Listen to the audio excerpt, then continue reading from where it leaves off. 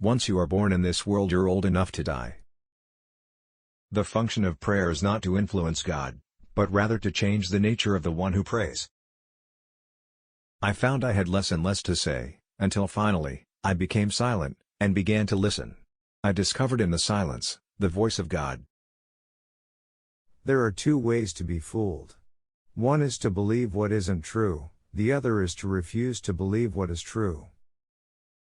The tyrant dies and his rule is over, the martyr dies and his rule begins. Life can only be understood backwards, but it must be lived forwards. The most painful state of being is remembering the future, particularly the one you'll never have.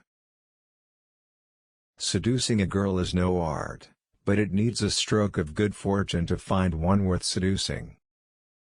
I feel as if I were a piece in a game of chess, when my opponent says of it, that piece cannot be moved.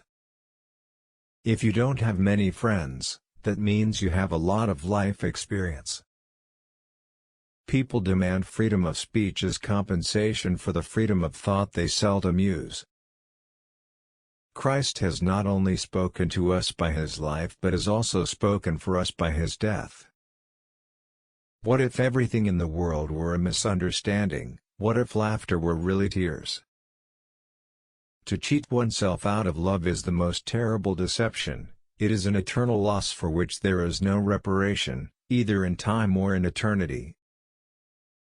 The minority is always stronger than the majority, because the minority is generally formed by those who really have an opinion. It is better to try something and fail than to try nothing and succeed. The result may be the same, but you won't be. We always grow more through defeats than victories. Love is the expression of the one who loves, not of the one who is loved. Those who think they can love only the people they prefer do not love at all.